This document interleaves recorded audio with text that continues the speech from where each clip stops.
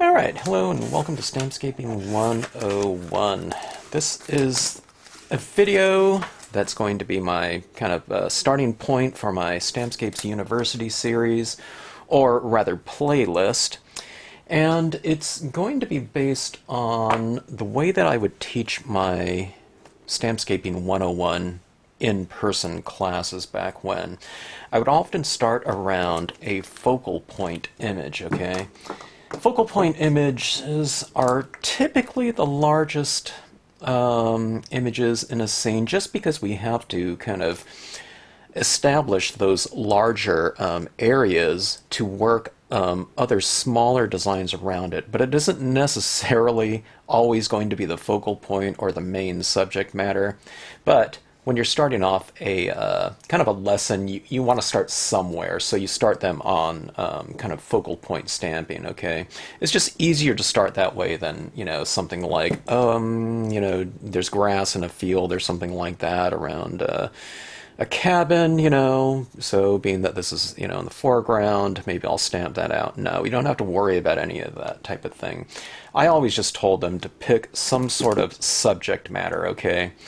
And that would be something more than, the smaller element types of designs. Although, all of this being said, I mean, you could have a scene that's just comprised of only grass or something like that. And let's say there's a sun shining over a grassy field. There's, then this would kind of become, a really key and major player within that space. But starting off real easy here. For everyone. Main focal points, what's your scene about? Is it about a lake? Is it about a cabin? Is it about some kind of lighthouse, etc., okay? Now I'm just going to show a lot of these sets here so we can pick out kind of the major focal points and kind of establishing imagery that determines what that scene is going to be about, okay? Nature sheet number 12 here. There's a lighthouse in this set right here. There's also this larger lakeside, seaside cove here. And that's a major player right there, but this set is kind of more about the lighthouse if you use it. Now, all these images in here can be this self-contained kind of ecosystem of images, but all these different images that I show you here can all be used in conjunction with one another. There's no saying that you couldn't have a chapel here in the foreground, and it could be a coastal, type of structure, and then that lighthouse could be in the background. So you have these two images playing off one another, foreground and background or something like that.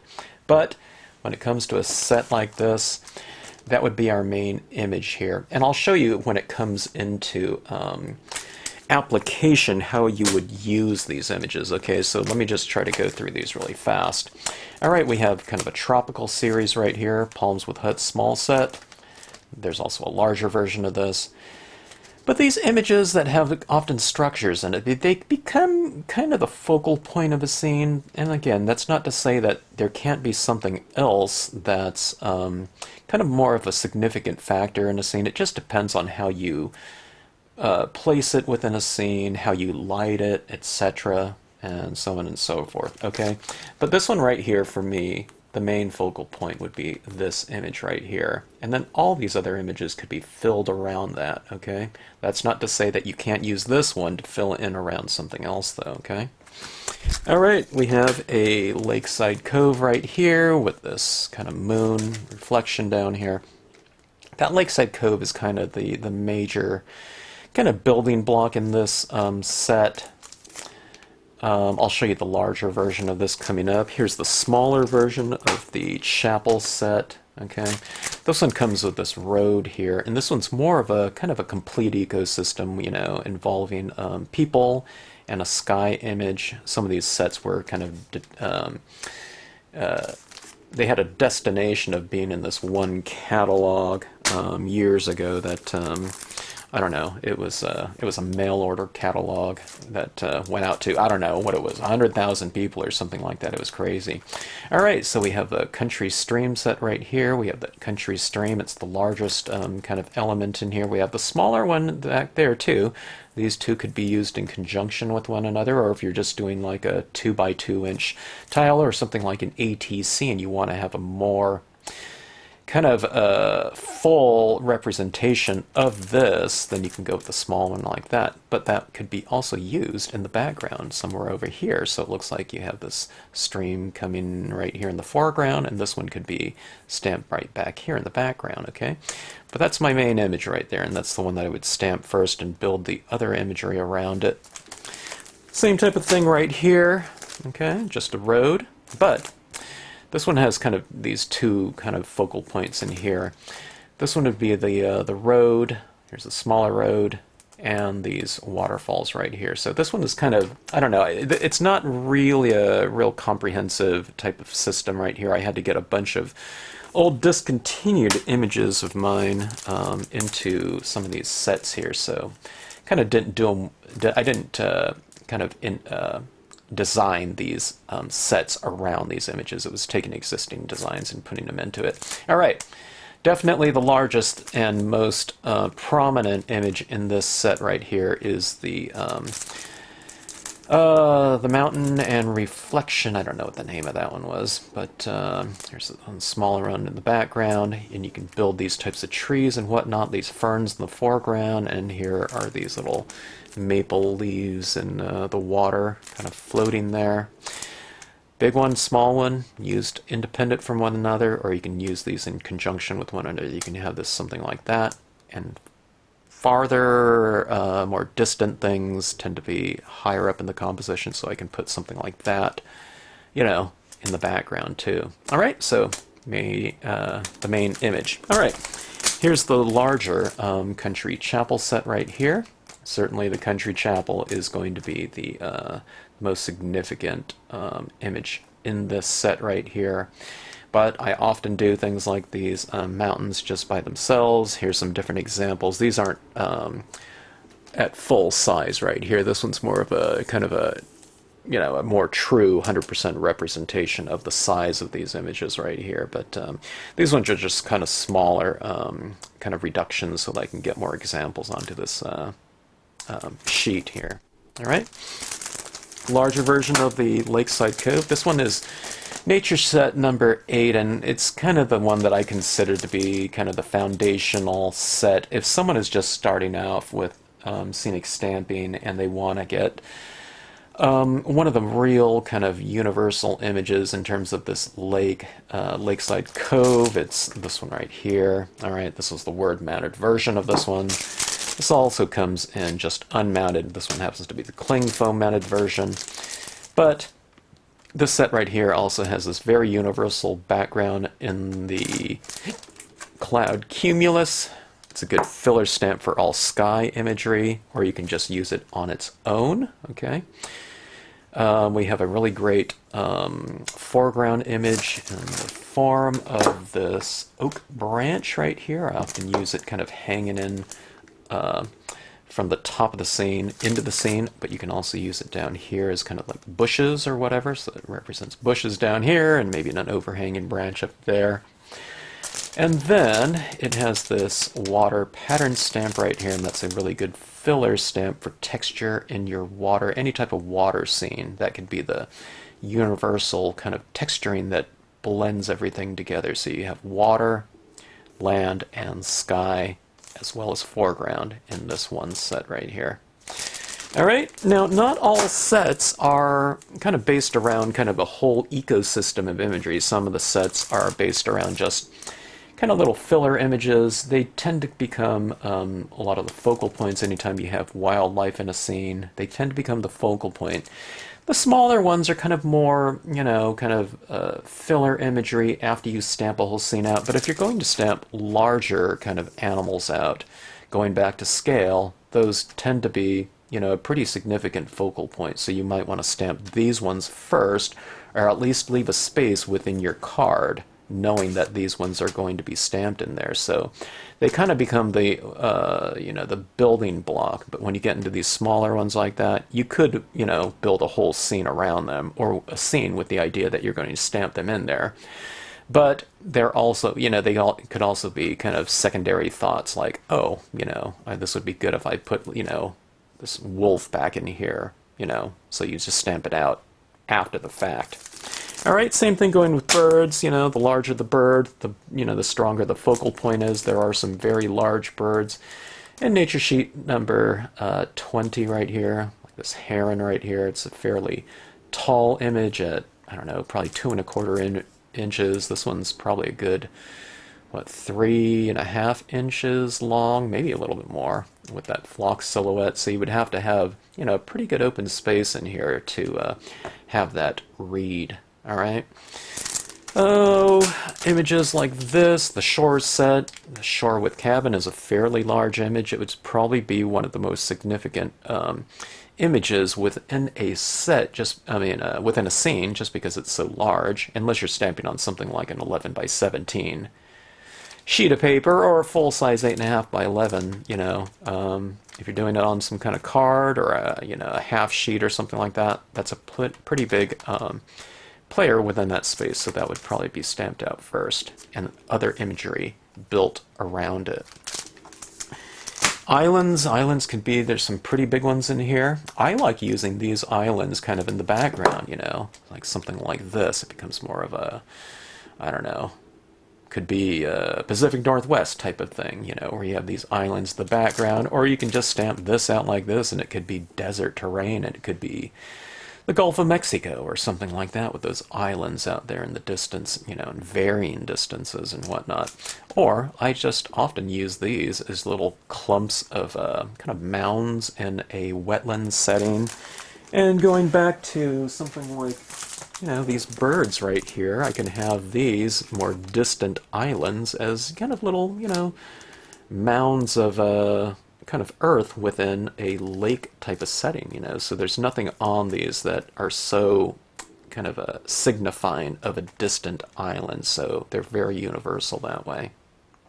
Okay, trees are often filler images, but when you get into these larger ones, they become pretty significant players, so they would be stamped, right in the beginning of your scene.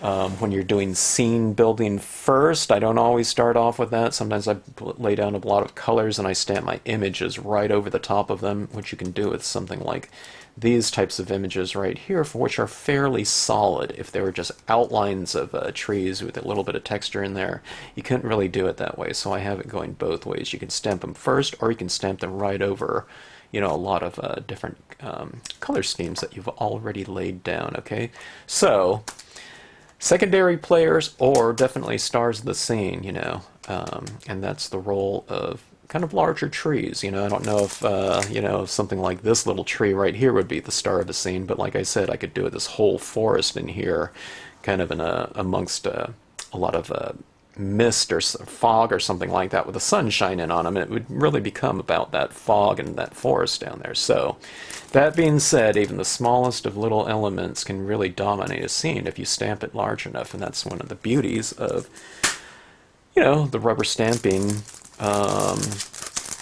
individual nature component. You can repeat images over and over. Here's a set of all structures. It's nature set number 16.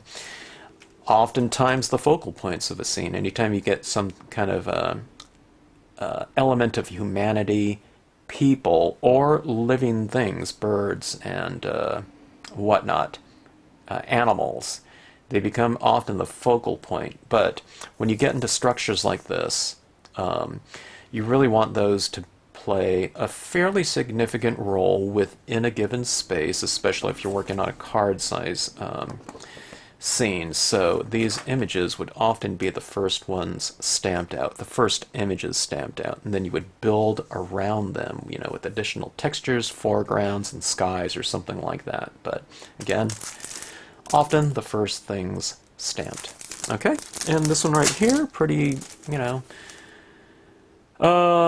pretty apparent as far as kind of the strongest focal point of the scene. That would be the snowy covered bridge. I just did this scene right here using that image, okay, in my last video. But here's a snowy creek. This is a snowy bank right here. A little bit more generic. Creeks are often, you know, pretty significant focal points though. But, you know, when you get something like that, that would, if you're going to use all of these in conjunction with one another, you know, the structure would probably be stamped first, okay? And that's, again, that's just, it's one way to do it, and it's the easiest way, I think, you know, when it comes to building your compositions. Autumn leaves set, we have the autumn brook and the autumn bank left and right, okay?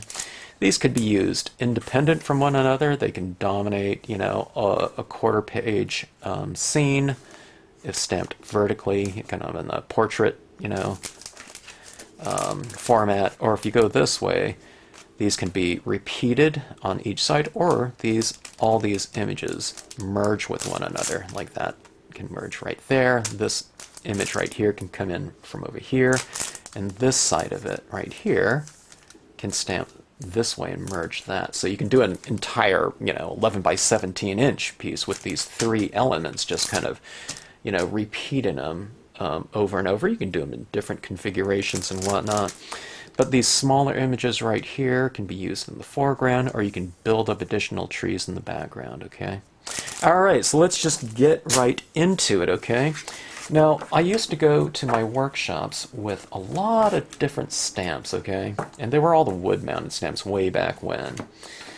But oftentimes, when people are first starting off in scenic stamping, the question always comes up, you know, in people's minds, and understandably so. Where do you start, you know, when you see something like this?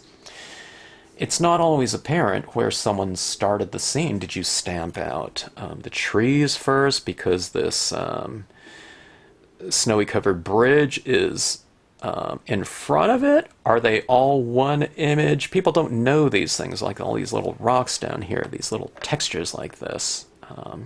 They don't know if this is all one stamp that just someone has colored in and stamped out, you know?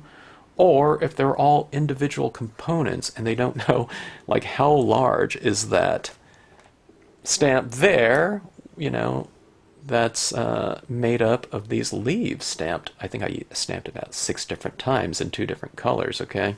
But it's just the easiest thing to start off your scene around the main image, okay?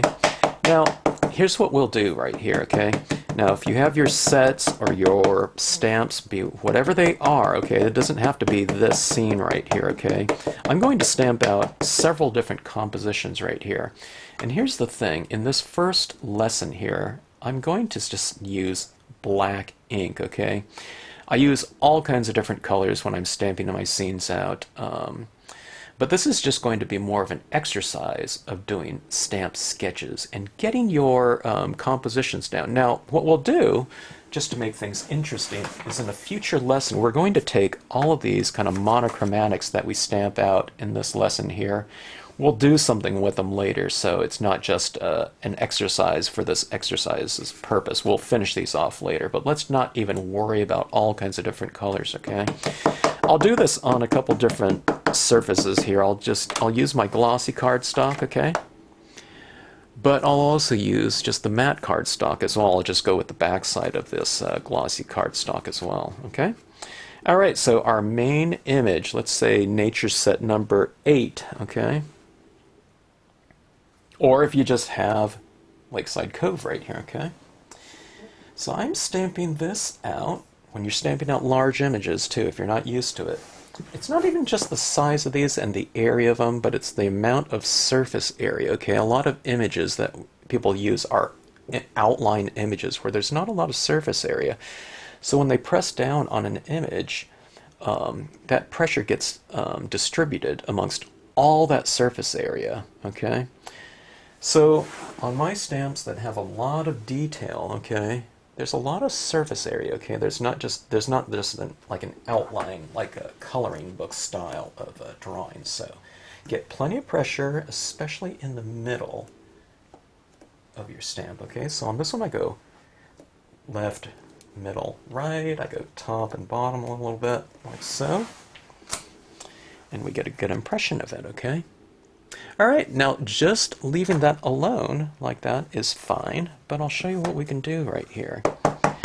This is the thing, too. This is the second thing that people tend to have questions over. It's where do you start, okay? But now, everyone's always used to doing real careful masking, you know, and trying to line up images perfectly. They use stamp positioners, they use overlays and things like that. But with Stampscape stamps, these have all been designed for ease of use. So I'm going to overlap 1/4 to 1/2 inch or so. That's something like that to that. And I can stamp this high, low, I can match it up perfectly. It doesn't really matter, okay? Now see, I just inked up this portion right here just to carry that image out to the edge of the card like that, okay? Now that one I stamped a little bit lower. Sometimes it looks like it's coming out closer to us. All right. And this is just black dye-based ink that I'm using right here, okay? And I'll go with this one. I'm overlapping a pretty good amount right here. But that's better than having a bunch of gaps in between things, okay? So sometimes people are trying to line things up too perfectly, but that's not what this system is all about. It's about ease of use, okay? All right, so we have that right there. All right, now let me do another one right here, but let me use another image in conjunction with this one to establish the kind of the basic framework for the rest of the composition. Inking up the whole thing again. Okay. Let's do something. Let's go with, I'll just use the matte side. A lot of you don't have glossy cardstock, so I'm just going to use the matte. Okay, this side's glossy, this side's matte. Okay, now this one, I won't center it. I'm going to stamp it a little bit over, or a lot over, you know, quite a ways over to the right side, so it's going off the page here, okay? That's another thing people kind of have to get used to when you're kind of just getting into scenic stamping. It's stamping off the page, you know. When we have these subject matter stamps that are outlines, we want to stamp them all in there usually, okay? Unless you're someone that's really familiar with collage or something like that, where you're really doing a lot of layering.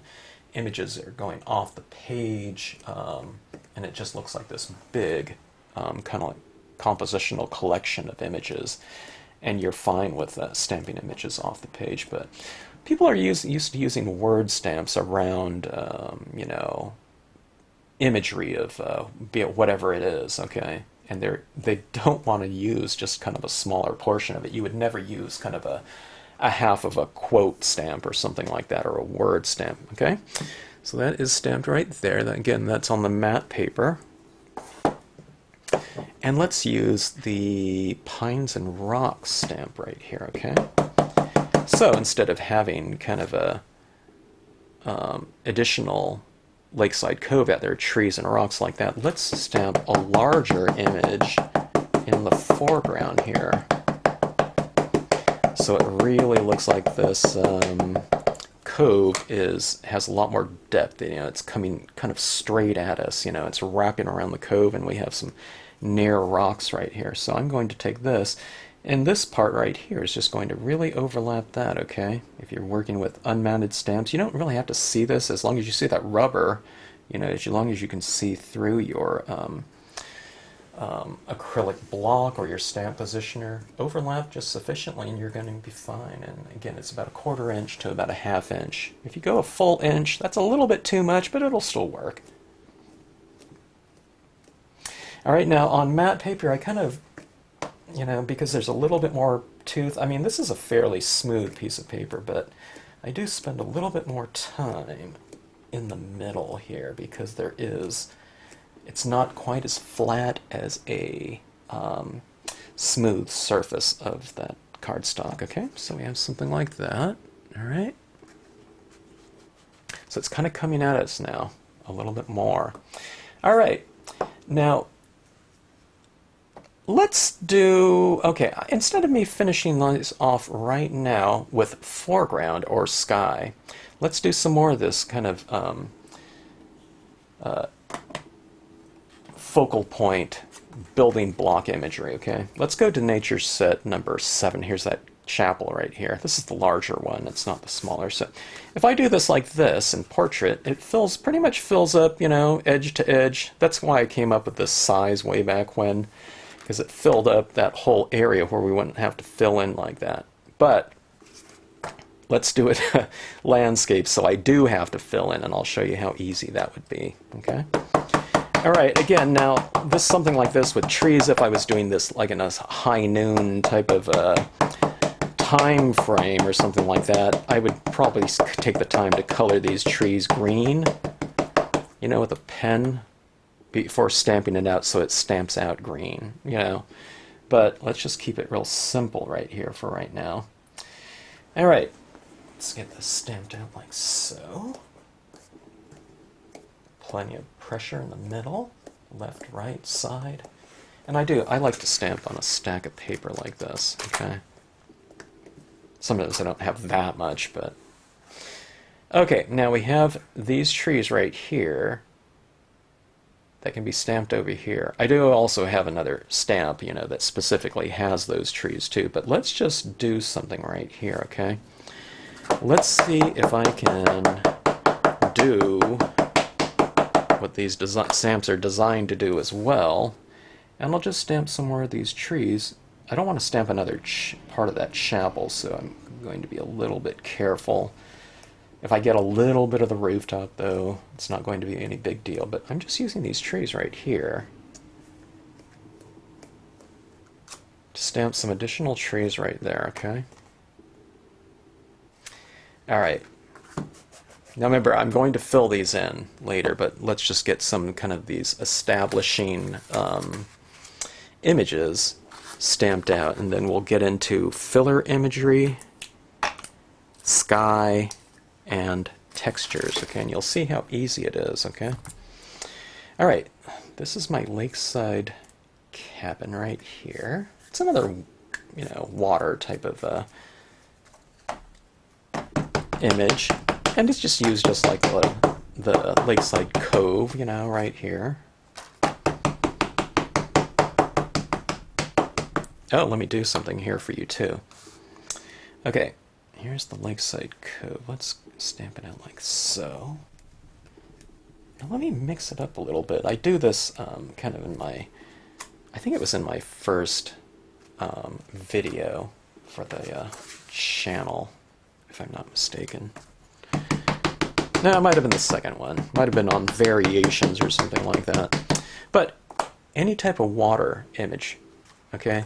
It often says water in the visual description, okay? But there's nothing that says that these water images can't be just land images. Okay, I'm going to take off, I mean, I shouldn't, maybe, you know, I shouldn't have inked up this bottom part to begin with, so I wouldn't have to take it off, but, so you can just kind of, there's something sticky on this piece of paper. Just don't ink up those reflections down there. Okay, so let me just stamp this same image out again. Okay. I got a little bit of it printed out, but don't worry about that. Okay, so this is interesting. What I have here is nature set number 6, 7, and 8, and I consider those ones kind of the foundational sets. Those were the first sets that I came out with in wood-mounted form. They have a lot of the filler images that I use all the time with other stamps and whatnot. That being said, of course, as always, things can be varied, okay? There's all kinds of different exceptions to things, and what I say working one way doesn't always have to be that way. All right? Okay, so here our main images are stamped out, okay? Now, what do we do after that? Well, what I used to tell people in my classes is pick out some kind of main image, and then pick out some sort of sky image.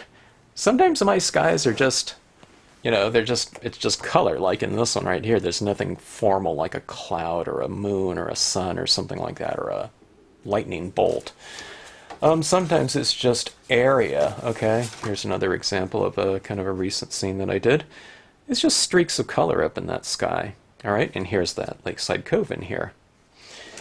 But just to make things easy for people, what I would do is I would tell them to pick out some kind of sky figure. All right, now here's where things are going to change from my workshop. I used to tell people to stamp this image out in a color that's going to be the color scheme of their scene. And I would typically have them start off with blue tones, okay? But for this lesson right here, let's just stay with the stamp sketching kind of idea, all right? Now I have a lot of other videos on this cloud stamp right here, but I'm just going to stamp it in black. There's dozens of videos on this one. All right, now here's one of those little tweaks I do with my sky imagery, okay? On the perimeter of my sky imagery, I'm going, especially if I stamp it out in black, I mean it's really dark, I will blot off the edges really good, okay? Everyone that does this does not blot it off enough, and they say, I still got the square edges, and, you know, because they're not used to doing this, so I'm really blotting it off good. If I'm doing this in a really super light blue, you don't have to do that. Okay, now let's just stamp out some clouds in here, okay? Every time you stamp that out, though, re-ink, okay? I'll show you how fast this goes. It doesn't have to be a slow process here. Ink, dry paper towel, wipe off, okay? Stamp out. Pressure in the center of this cloud. I don't press everywhere like on my main imagery, okay? Center pressuring on your cloud like that. All right? Overlap, of course.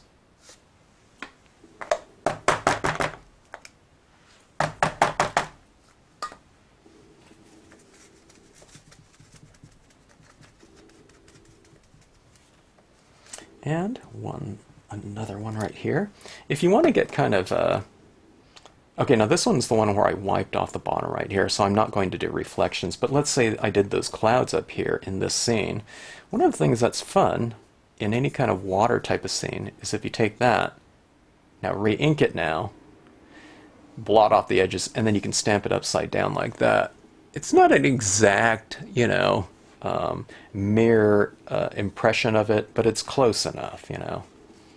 I'm not going to take the time to stamp this on another piece of rubber in terms of one of those mirror image stamps, and then take that and stamp it on there. Some people do, and I mean, it's not going to be kind of a wasted effort, but it just takes me more time to do it.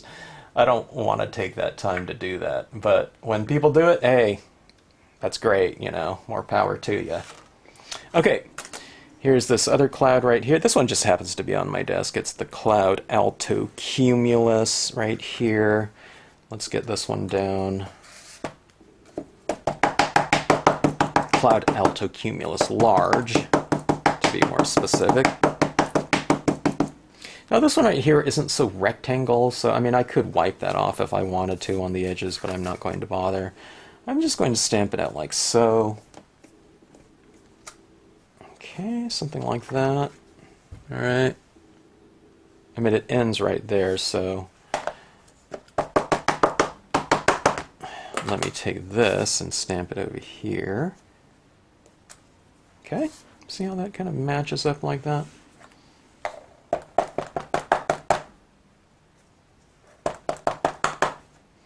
Okay, and I'll go with this one right over here on the side. And I tell you what, let's do something right here. This is kind of something that I want to get into more in a future video, but for these reflections down here, like I was talking about, like you could do on a water scene, you can kind of blot that off first, and maybe I'll go for a second impression in here, where the reflections are a little bit lighter. Okay, so we get something like that, and that will be really dramatic when we color it in. Okay? Alright, so we have land and sky right here.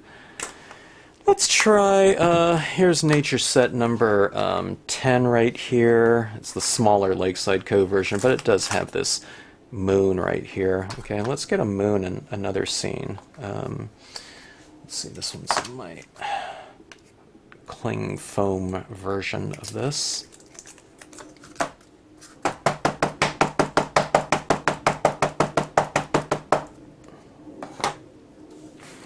Let's blot this off on the edge.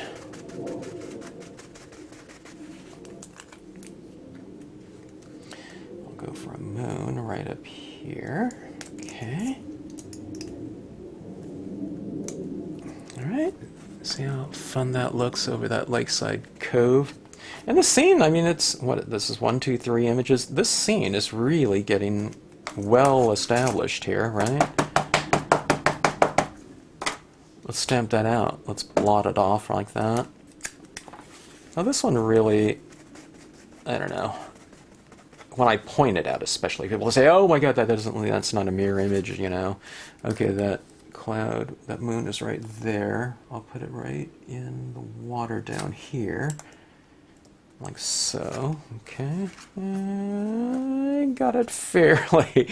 This one might be moved over like a 16th of an inch or something like that, but see that moon up there, and I would darken all that area in. Or what you could do, remember I was talking about that nature set number 8 and that cloud being a really good filler image. Let's grab that cloud again. Where did it go? There it is right here. So remember, those sets are, you know, some of them are, those sets are kind of an ecosystem, but all Stampscapes images have been designed to be used with one another. So it's not like you have to use nature set number 10 only with nature set number 10 images. No, it all kind of blends together. All right, now see how I stamped out these clouds like this? Kind of top to bottom. This one right here has this moon right here. So you see how these clouds are being illuminated? They're kind of top lit, right? So, if that moon is right there, and the clouds are right here, they could be side lit, so I could turn this instead of stamping it like that, which would be fine. But I can kind of tweak it and kind of turn them in an angle facing my moon, like that. Okay, now if I did it over here, they would be faced that way. Okay, this is the matte paper one right here.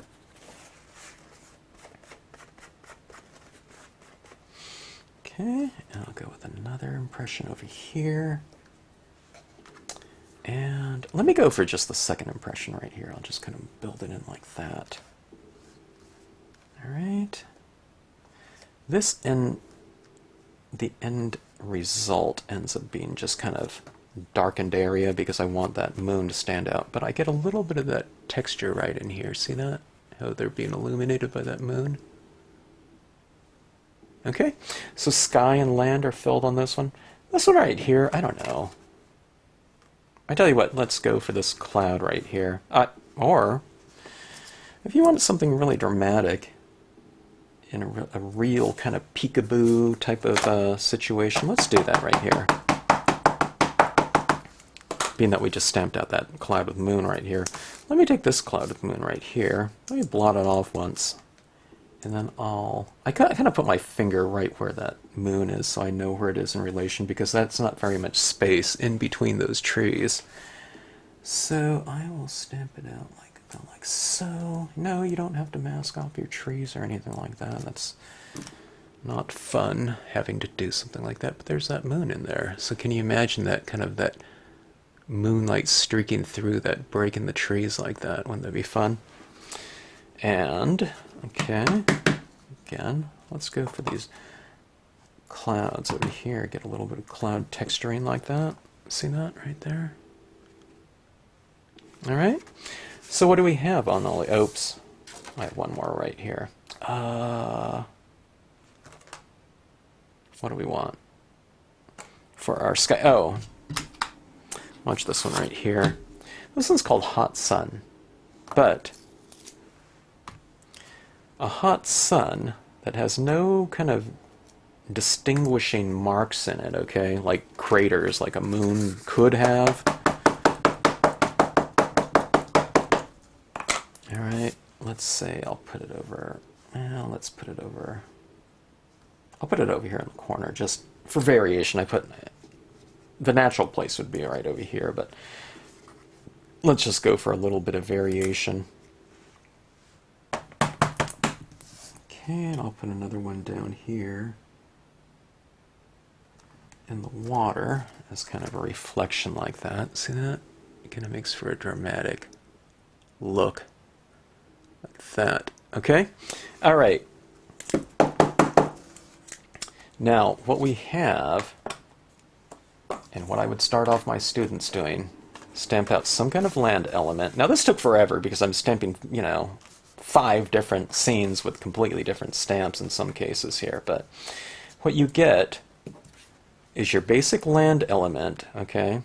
Basic land element doesn't always have to mean just stamping it once. On this one, I stamped up the Lakeside Cove 3 times. I used a small portion right there, but, you know, basically 3 impressions. This one right here was 2 impressions. It's Lakeside Cove and the Pines with Rocks, okay?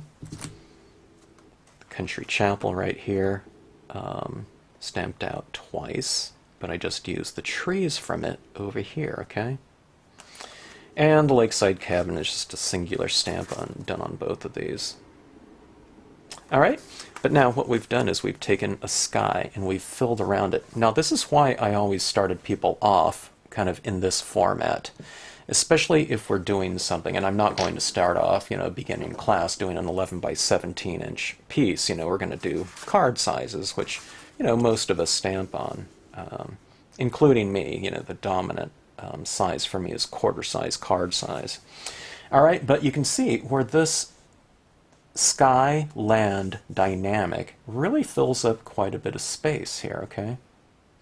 Now let's get into the filler imagery, okay? We've stamped out our main images here. Now what I'm going to do is I'm going to get into the filler imagery, okay? Now the filler imagery, I mean, it could be something really kind of insignificant, but I do believe the filler imagery is, I don't know, it plays as an important of a role as anything within our scene, just simply because it can often be the imagery that's used the most, okay? Now, I did fill, this cloud right here was kind of the dominant sky image, okay? But I've also used it around this cloud with moon as filler imagery in the sky. So we've already kind of gotten to some filler imagery if you've used the cloud around another type of sky element. Here it is right here. Here's that cloud element down here around the Milky Way, okay? And this is on a, you know, a full page 8.5 by 11 right here, okay? But you see where it, you know, comes into play in a scene with color and larger one.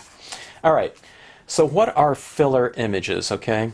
Things like grass textures, they're oftentimes textures. They can be kind of rocky types of, you know, little textures like this one right here. Again, I showed this earlier. It was that tiny rock stamp right here. There is some, you know, some of those pebbly types of rocks on the snowy covered bridge stamp, but this one's just kind of filling out this area where that image didn't stamp. You know, I don't want to have an image that's this big. You know, if I have a road coming down this way, we should be able to build that road further using textures, okay, without having to get into like a $20 stamp or something like that. We want to keep them small, and we want to be able to build on to these things.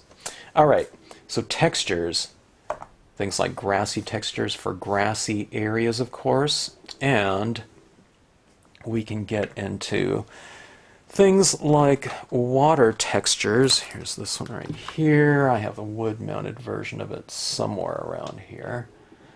We'll just use the my unmounted cling foam mounted one right here, but it just has these little ripples. I'll show you what it looks like in application here. Okay, but We also, I mean, you could see different things like these grasses and whatnot as texture as well. All right. But I'll show you where this comes into play here, okay? So, main image, sky.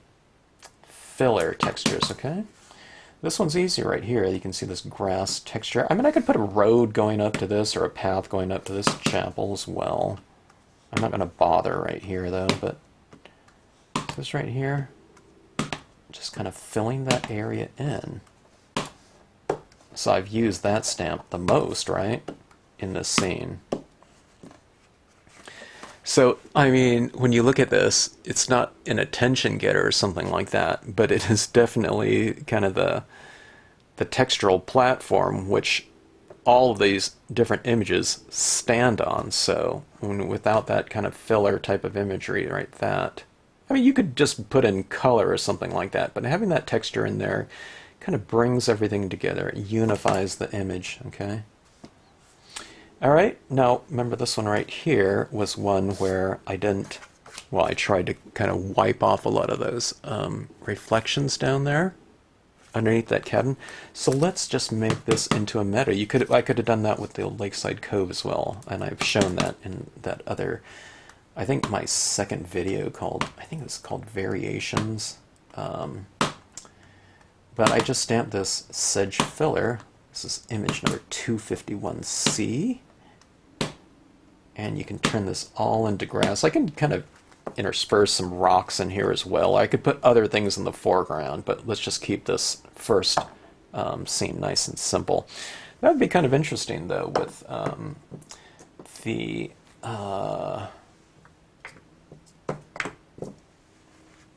where is it? The pines and rocks would be interesting in here, too, like that. Maybe we can use this as a foreground in this one when we get to that. Okay? Alright, so let's get into this water scene right here. You don't have to have water texture, you know. Sometimes I like scenes, water texture scenes, without any texture in it, because the water looks a little bit more still, okay?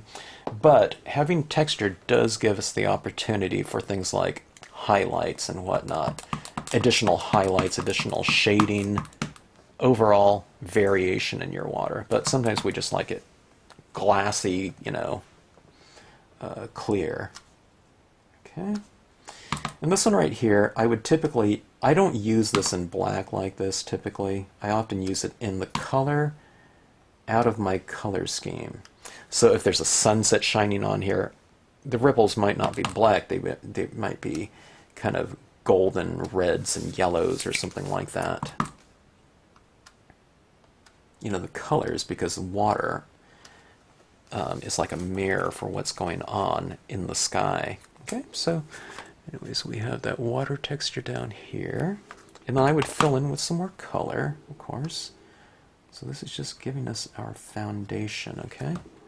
I don't always go for the full impression of that. Sometimes I'm just dabbing it like that. I don't go in all kinds of different directions, okay? I kind of keep it vertical like this, you know, in between impressions. All right, now this one right here, I think that has enough texture down there. I mean, I could, if I want to, get a little bit more water texture down there, but I think that cloud Altocumulus really serves as a textural component down there inherently. Sometimes by the way, sometimes I've used that cloud Altocumulus stamp as water texture. I didn't even use it up in the sky as a cloud. I used it just down here. Okay, and some people have used the water stamp as texture in their sky, you know. All right, so this scene right here, why don't we just leave it as is? Oh, okay, let me get how about a couple, you know, impressions. I'm just doing stuff in this lesson here just for the sake of it, just because we're talking about it, but like I said, there's all kinds of variations, okay? Sometimes if I don't put additional ripples in there, it would give more the feeling of a very still glassy surface on there. All right, so anyways, we're building this up right here. We have a lot of different scenes working right here. And what have we done? We've done main image, sky. Okay, so land and sky. But we've filled out the land down here now with textures, okay? We've filled it in. Now, this is where I would typically start coloring my scenes, and I usually wait to stamp my foreground imagery later. But this is all about compositions and keeping things really simple right now, okay? And this is certainly a good way to work, too, if you want to. It's the most simple, okay? So I'm going to now address the depth in a scene, and I think foreground imagery really helps to frame images off. Sometimes the foreground imagery can be coming from above, like in the form of this overhanging, tree limb with, leaves. We have the grassy reeds down here. We have some pebbly types of little rock textures right here, okay? In this one right here, almost everything is foreground. It's a dominant tree type of foreground element right in here, okay? But look at how it plays against that, distant, far, infinity distant sky, right?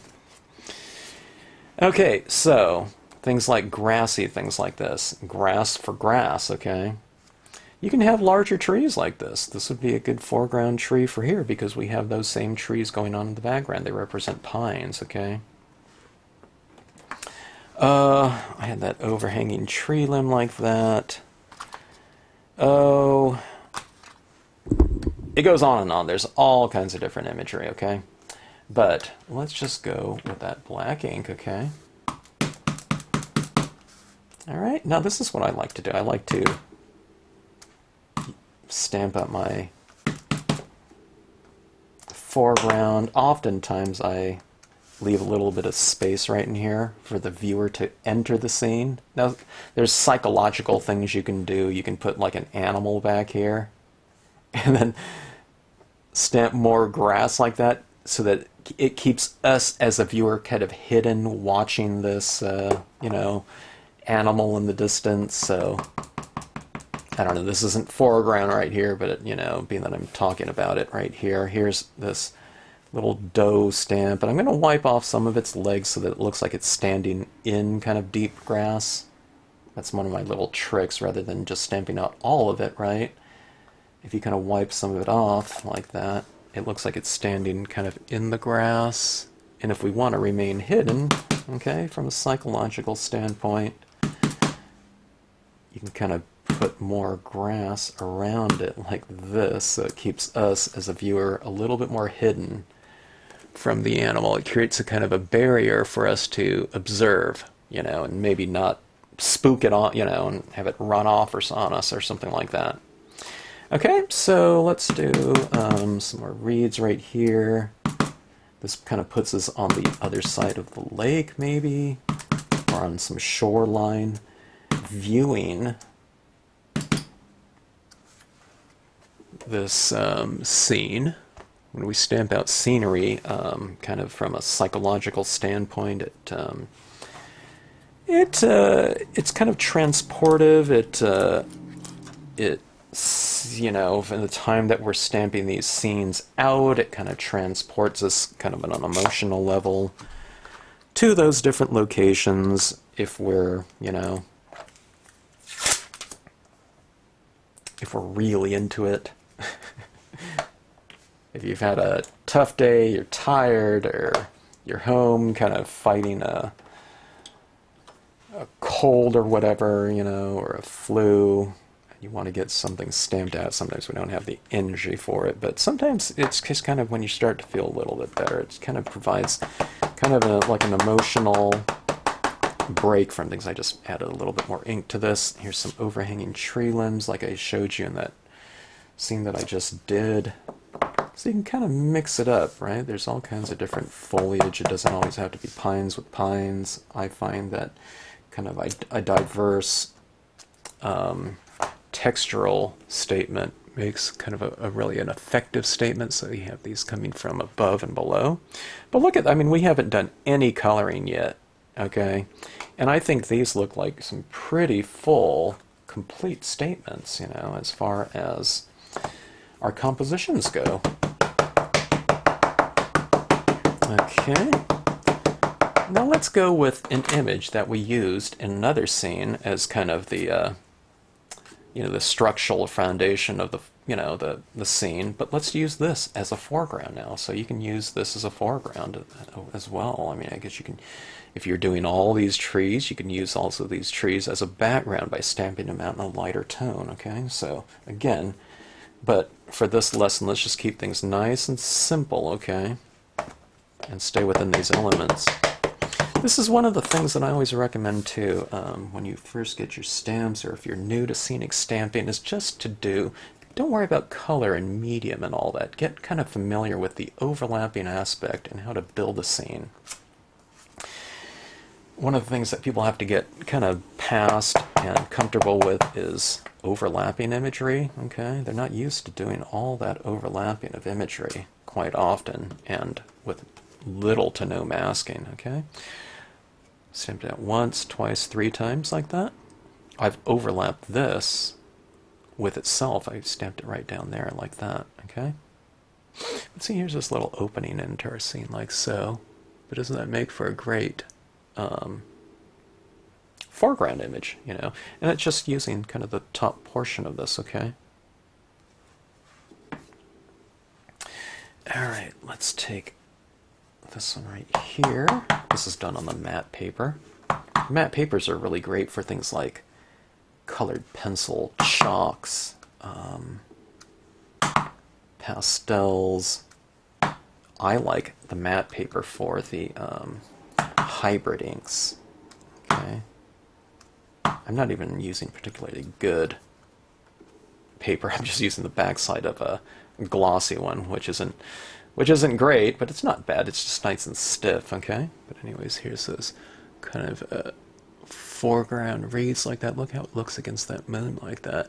And if I put a little bit of tone in here to really make that moon pop out from the background, that's going to really make this a really dramatic setting, okay? Because you have kind of your light source coming from 2 different areas when you have a reflection like that. Okay, now let's see right here. Let me see something here. Let me do something right here.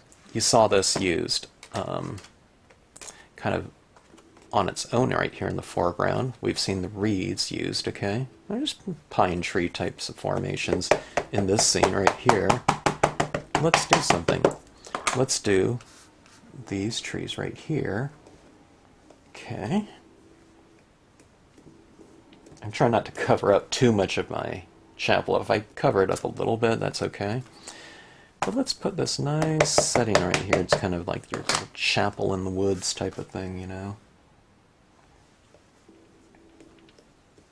Chances are you won't have so much grass right there, but, you know, let's say that it's spring and, I don't know, the grass grows really fast right there. But, okay, what I'm getting at was let's use this, maybe the smaller version of this. Here's the reed small right here, okay?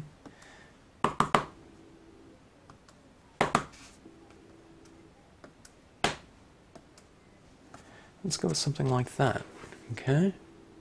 So there's some reeds at the base of those trees. And of course we have all that other grass texture in there. Alright, now, there's other things, like I said, like kind of focal points, you know, like if you put people in here, they would become the instant focal point, but what we're doing right here in this video is more the building blocks, you know, and how to establish your scenes, where to start first, okay? And let's, you know, just keeping it in a nice, real simple kind of a format of just grayscale, okay?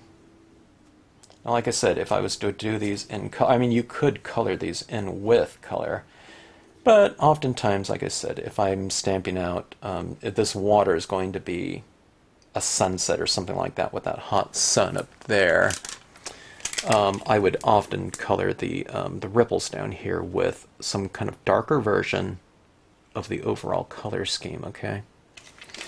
So it would be like oranges, browns, reds, you know, something like that, in a sunset type of situation. Or if that hot sun was going to be a moonlit scene, I could, I could have stamped out some of those ripples in variations of blue, dark blue, lighter blue, and then I would bring my colors into it, okay? So these, again, are just your kind of foundations for other images to come, be it birds in the sky. I mean, we don't have to add any other thing to it. You can add animals, additional texture, whatever. But this is kind of your good starting point. I was looking at this right here. I like this leaf stamp right here. This is one of my favorite stamps of my newer release right here. But let's add a few leaves right around here. And I've done this leaf stamp right here in 2 different values in my previous lesson, okay? So they kind of come in like that. Doesn't it kind of frame things off really nicely? And kind of contains that top portion. Okay, so anyways, stamp sketching, all right? You don't have to have these images, kind of, if you want to do that. But what you're going to do is you're going to take your main images. It can often be the largest ones, if you're kind of unclear. And if you're kind of unclear, it's probably a matter of, it's not, if you do use it as a main image, it's not that you're going to be wrong, it's just that some of your other images that you can use in there could be the main image, okay? So you saw, like say, if I put that cabin right there, I can have that on a lakeside kind of area, and maybe that cabin right there could be in the distance or something like that. I mean, or it could be on a meadow like that. We could have these cabins like this. I mean, this tree would be more full right here, but you can have these two playing off one another like that's in the distance like that. It's the community little chapel right here. This one's all in grass right here, but they could have been lakeside too or something like that. So starting off again, main image, sky, filler stamps, filler textures and whatnot, and then foreground, okay? Look at this one right here. This is one of my favorite little insignificant in terms of size and maybe noticeability, visual kind of space, but this little pebble texture like this is really fun to use. I use it in water, in grassy areas. Do it in different tones. I can do it in black and gray or something like that. I use the larger one too a lot. Anyways, texture, right? Texture filler, see that right in there? It adds a little bit of variation. Here it is right here. I'd be really gutsy if I put some right across that moon in there, huh? Let's be gutsy. Let's just stamp it right on over in that, like that. I put some right in that moon like that. So it creates a little bit of variation between surface and object and reflection, I should say. Okay? All right, so kind of 4 different little things just to think about. Main image, sky, filler, and foreground, okay? Now, with that type of statement already being kind of positioned in all these scenes, all that we have left to do is color them. And we'll color them in a future video. These types of things right here, they can't sit on my desk too long. I just really get the itch to kind of render them out with my different color schemes and to put my little effects in it. But that'll come later. So don't, keep these, and then we'll get back to them at a later date. I'll say grab those scenes that you did in lesson number 1, Stampscapes University, and let's get to addressing them, okay? And again, this one's the one that's done on the matte paper. This one would be accepting of things like colored pencil, chalks, pastels, the dry media, The dry media doesn't work on these ones too good, like colored pencil, chalks, pastels, because it just has a slick coating, okay? I should do a couple more of these with the matte paper. As a matter of fact, maybe I'll do that. I'll have a secondary video just based on some compositional formats, okay? And then we'll build on this lesson in the next follow-up video of Stampscaping 101, Stampscapes University. Yeah, okay. All right. Anyways, thanks for watching. Hope you enjoyed it. If you have any questions, drop me a note in the comments section.